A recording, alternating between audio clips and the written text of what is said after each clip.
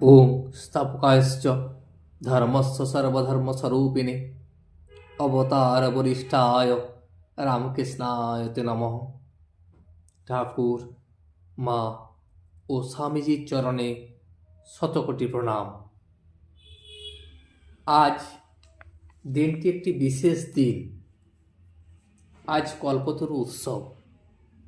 আজকের দিনে 1886 সালে ঠাকুর শ্রী রামকৃষ্ণদেব ভক্তদের কাছে কল্পতরু রূপে ধরা দিয়েছিলেন। আর সেই ঘটনাকে স্মরণ করে আজকের দিনটিকে পালন করা হয়। এটি শুধু রামকৃষ্ণ মঠ মিশন দ্বারা পরিচালিত হয় না, সারা দেশে এবং বিশ্ব জুড়ে বেদান্ত সোসাইটিগুলির দ্বারা এটি পালিত হয়। এটি একটি হিন্দু উৎসব হিসাবে পরিচিত। ঘটনাটি ঘটেছিল 1886 সালের 1 জানুয়ারি। ঠাকুর যখন দক্ষিণেশ্বর থেকে অসুস্থ অবস্থায় কাশীপুরে আসেন, তখন তিনি ভক্তদের কাছে কল্পতরু হিসাবে দেখা দিয়েছিলেন। এই কল্পতরু হল হিন্দু পুরাণ অনুসারে একটি ঐশ্বরিক ইচ্ছা পূরণকারী বৃক্ষ। আজকে আমরা পাঠ করছি মণি এবং অন্যান্য ভক্তগণ ঠাকুরের কথা ভাবিতেছেন। তারা দেখিতে পেলেন মস্তকের উপরে তারকামণ্ডিত নৈশ গগন, হৃদয়পটে অদ্ভুত শ্রী রামকৃষ্ণের ছবি, স্মৃতির মধ্যে ভক্তের মজলিস, সুখ স্বপ্নের ন্যায় নয়নপথে সেই প্রেমের হাট, কলিকাতার রাজপথে গৃহাভিমুখে ভক্তেরা যাইতেছেন। কেহ সরস বসন্ত নীল সেবন করিতে করিতে সেই গানটি আবার গাইতে গাইতে যাইতেছেন। সব দুঃখ দূর করিলে দর্শন দিয়ে মহিলে প্রাণ। মণি ভাবতে ভাবতে যাচ্ছেন, সত্য সত্যই কি ঈশ্বর মানুষ দেহ ধারণ করে আসেন? তবে অবতার কি সত্য? এই অনন্ত ঈশ্বর 14 পোয়া মানুষে কি করে হবেন? অনন্ত কি কখনো শান্ত হয়? বিচার তো অনেক হলো, কি বুঝলাম? বিচার দ্বারা কিছুই বুঝলাম না। ঠাকুর শ্রীরামকৃষ্ণ তো বেশ বললেন, যতক্ষণ বিচার ততক্ষণ বস্তু লাভ হয় না, ততক্ষণ ঈশ্বরকেও পাওয়া যায় না। তাও বটে, এই তো এক ছটাক বুদ্ধি, এর দ্বারা আর কি বুঝব ঈশ্বরের কথা? 1 সের বাটিতে কি আর 4 সের দুধ ধরে? তবে অবতার কি রূপে বিশ্বাস করব? ঠাকুর যে বললেন, ঈশ্বর যদি দেখিয়ে দেন দপ করে, তাহলে এক দণ্ডেই বোঝা যায়। গোয়েত মৃত্যুশয্যায় বলেছিলেন, লাইট মোর লাইট। তিনি যদি দপ করে আলো জ্বেলে দেখিয়ে দেন, তবে ছিদ্যন্তে সর্বসংশয়া। যেমন প্যালেস্টাইন এর মূর্খ ধীবরেরা যিশুকে, অথবা যেমন শিবাসাদি ভক্ত শ্রী গৌরাঙ্গকে পূর্ণাবতার দেখেছিলেন। যদি দপ করে তিনি না দেখান, তাহলে উপায় কি? কেন? যেকালে ঠাকুর শ্রীরামকৃষ্ণ বলেছেন ও কথা, সেকালে অবতার বিশ্বাস করব? তিনি শিখিয়েছেন বিশ্বাস, বিশ্বাস, বিশ্বাস, গুরু বাক্যে বিশ্বাস, আর তোমারই করিয়াছি জীবনের ধ্রুবতারা। এ সমুদ্রে কভু হবনাক পথহারা। আমার তার বাক্যে ঈশ্বর কৃপায় বিশ্বাস হয়েছে। আমি বিশ্বাস করব, অন্যেরা যে যা করে করুক, আমি এই দেব দুর্লভ বিশ্বাস কেন ছাড়ব? বিচার থাক, জ্ঞান চচ্চড়ি করে কি আর একটি ফার্স্ট হতে হবে? আবার কি গভীর রজনীর মধ্যে বাতায়ন পথে চন্দ্রকিরণ আসবে? আর ফার্স্ট নাকি একাকী ঘরের মধ্যে? হায়, কিছু জানিতে পারিলাম না। সায়েন্স, ফিলোসফি বৃথা অধ্যয়ন করিলাম, এই জীবনে ধিক। এই বলিয়া বিশেষ শিশি লইয়া আত্মহত্যা করিতে বসিবে না। আরেকজন অ্যালেস্টরের মতো অজ্ঞানের বোঝা বইতে না পেরে শিলাখণ্ডের উপর মাথা রেখে মৃত্যুর অপেক্ষা করবে না। আমার এই সব ভয়ানক পণ্ডিতদের মতো এক ছোটা জ্ঞানের দ্বারা এই রহস্য ভেদ করতে যাবার কোনো প্রয়োজন নেই। আর তাছাড়া একশের বাটিতে চাষের দুধ ধরল না বলে মরিতে যাবার দরকার নাই। ঠাকুর বেশ বললেন, বেশ কথা। গুরু বাক্যে বিশ্বাস। হে ভগবান, আমায় বিশ্বাস দাও, আর মিছামিছি আমায় ঘুরাইও না। যা হবার নয় তা খুঁজতে যাওয়াই বৃথা। আর ঠাকুর যা শিখিয়েছেন, যেন তোমার পাদপদ্মে শুদ্ধা ভক্তি হয়, অমলা অহৈতুকী ভক্তি, আর যেন তোমার ভুবন মোহিনী মায়ায় মুগ্ধ না হই।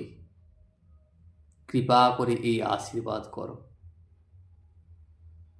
শ্রী রামকৃষ্ণের অদৃষ্টপূর্ব প্রেমের কথা ভাবিতে ভাবিতে মনি সেই তমসাচ্ছন্ন রাত্রির মধ্যে রাজপথ দিয়া বাড়ি ফিরে যাইতেছেন, আর ভাবিতেছেন কি ভালোবাসা গিরিশকে। গিরিশ থিয়েটারে চলে যাবেন, তবু তার বাড়িতে যেতে হবে। আর শুধু তা নয়, এমনও বলছেন না যে ত্যাগ করো, আমার জন্য গৃহ পরিজন বিষয়কর্ম সব ত্যাগ করে সন্ন্যাস অবলম্বন করো। ঠাকুর একথা বলছেন না। বুঝেছি, এর মানে এই যে যদি সময় না হয় আর তীব্র বৈরাগ্য না হলে, এইসব ছাড়লে যদি কষ্ট হয়, সেই জন্যেই ঠাকুর যেমন নিজে বলেন, ঘায়ের মামড়ি ঘা শুকুতে না শুকুতে ছিঁড়লে রক্ত পড়ে কষ্ট হয়, কিন্তু ঘা যখন শুকিয়ে যায় তখন মামড়ি আপনি খসে পড়ে যায়। সামান্য লোকে যাদের অন্তর্দৃষ্টি নাই, তারা বলে এখনই সংসার ত্যাগ করো। আর ইনি সদ্গুরু, অহেতুক কৃপা সিন্ধু, প্রেমের সমুদ্র। জীবের কিসে মঙ্গল হয় তিনি এই চেষ্টা নিশিদিন করিতেছেন। আর গিরিশের কি বিশ্বাস! দুদিন দর্শনের পরেই বলেছিলেন, প্রভু তুমি ঈশ্বর, মানুষ দেহ ধারণ করে এসেছ আমার পরিত্রাণের জন্য। গিরিশ ঠিক তো বলেছেন, ঈশ্বর মানুষকেও ধারণ না করলে ঘরের লোকের মতো কে শিক্ষা দেবে, কে জানিয়ে দেবে ঈশ্বরী বস্তু আর সব অবস্তু? কে ধরায় পতিত দুর্বল সন্তানকে হাত ধরে তুলবে? কে কামিনী কাঞ্চনাসক্ত পাশব স্বভাবপ্রাপ্ত মানুষকে আবার পূর্ববৎ অমৃতের অধিকারী করবে? আর তিনি মানুষ রূপে সঙ্গে সঙ্গে না বেড়ালে, যার তদ্গতান্তরত্বা, যাদের ঈশ্বর বই আর কিছু ভালো লাগে না, তারা কি করে কাটাবেন? তাই পরিত্রাণায় সাধনাং বিনাশায় চতুষ্কৃতাম ধর্ম সংস্থাপনায় সম্ভবামি যুগে যুগে। কি ভালোবাসা! নরেন্দ্রের জন্য তিনি পাগল, আর নারায়ণের জন্য ক্রন্দন। বলেন, এরা ও অন্যান্য ছেলেরা, যেমন রাখাল, ভবনাথ, পূর্ণ, বাবুরাম, এইসব ভক্তগণ সাক্ষাৎ নারায়ণ। আমার জন্য দেহ ধারণ করে এসেছে। এ প্রেম তো মানুষ কেন হয় না? এ প্রেম দেখছি ঈশ্বর প্রেম। ছেলেরা সব শুদ্ধ আত্মা, স্ত্রীলোককে অন্যভাবে স্পর্শ করে নাই।